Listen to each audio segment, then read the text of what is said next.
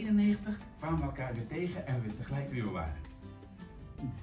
En nu vind ik het zo bijzonder dat hij ook als verteller de wereld overgaat, als boeken schrijft en dat hij hier staat in mijn theater. Roland Scholastica. Goedemiddag jongens en meisjes. Goedemiddag. Even stil. 1, 2, 3, kom op. Hoe meer ik lees, hoe meer ik weet. Hoe meer ik weet, wat ben ik flink.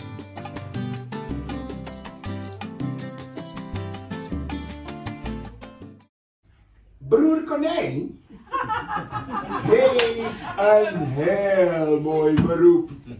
En kom op! Hoe meer ik lees, hoe meer ik weet. Hoe meer ik weet, wat ben ik flink.